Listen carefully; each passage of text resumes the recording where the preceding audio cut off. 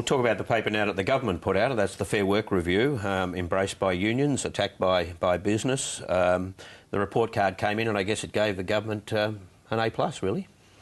Well, yeah, it did. I don't think that was a predetermined outcome so much because of the people who did it, but rather because of the terms of reference. I mean, it was asked, please judge whether this Act is fulfilling its objectives. Well, yep, it's fulfilling its objectives. That does not inspire radical thinking, does it? The employers and parts of the Liberal Party think the objectives are wrong, so they were never going to like the outcome of this report. They think it's that the Fair Work Act strikes the wrong balance between the rights of workers and the flexibility of employers. So just looking to see whether it does what it wanted to do in that regard was never going to satisfy them. So how helpful is it in the end, as a report?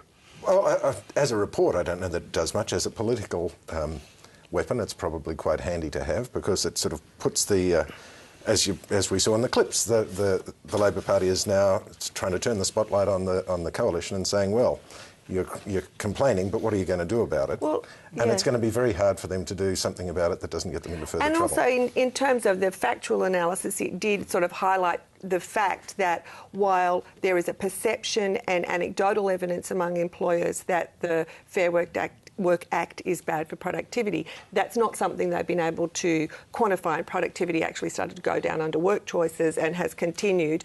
Bill Shorten sort of latched onto a little uptick right at the very end of that time frame, which is probably not all that justifiable either. But, you know, it sort of made the point quite clearly that there are so many factors that go into productivity that you can't really say, oh, look, it's bad because of the Fair Work Act. And I think that means business is going to have to do a lot more to make that case.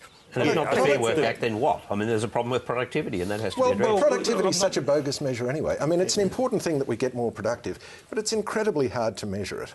Incredibly hard to measure. Well, and hard to figure out the causes of it. Yeah, a large part of the reason our productivity is going down is because the mining industry is in a big investment phase, and because our minerals are worth so much more, they're having to dig further away from the coast and they're having to dig deeper holes. So you put in more labour to getting out the same amount of resource. So your productivity appears to go down, but it doesn't mean the nation's going broke. No, it's a very hard measure. Retailing, productivity is going up, even though they're in a difficult situation. Yeah, productivity is not a very good measure, quite frankly. I think this report is useful in that it does add to the debate about productivity, because we're told almost on a daily basis that Australia is in some sort of productivity crisis. But I think everybody here, and probably most of the viewers, would agree that they're now working harder than they've ever worked in their lives. You know, everything we do in our workplaces is about being more productive. And there is a lot of factual stuff in the report, and it was authored by some pretty eminent and pretty qualified people. There's a lot of factual stuff in the report which I think balances the productivity debate quite a bit. But the report itself is it's symptomatic of how we play politics in Australia these days, where everything is about marshalling the arguments to attack the other side. You notice that Bill Shorten, he says, the main message out of this is that the Liberals haven't got a policy. Well, that's nonsense. Yeah, and on this one, the other side ain't going to go on the battlefield. They are not going to go there. This is the one area Labor wants to fight them. This is the area where the unions are marshalling a fighting fund by imposing a levy on members in order to fight on this particular issue. Tony Abbott's not going to oblige them with that. They must. What happens then? Well, not before the election. No, but it will come at a time when people are starting to think seriously about how they'll vote.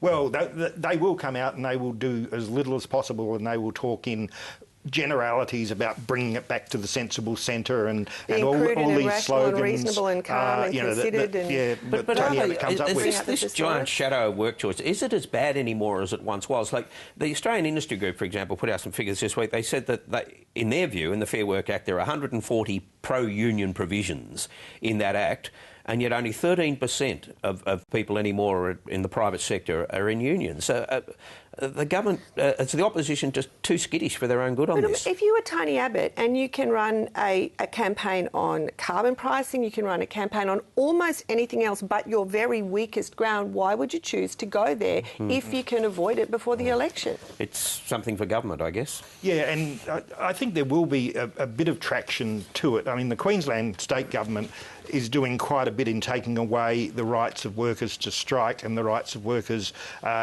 as far as job security is concerned. And those sort of things, I think, will play into Labor's campaign and be held up as examples. Because Campbell Newman didn't talk about these things before the election, but he's doing them after, they will be held up as examples of what Tony Abbott will do if he gets into office.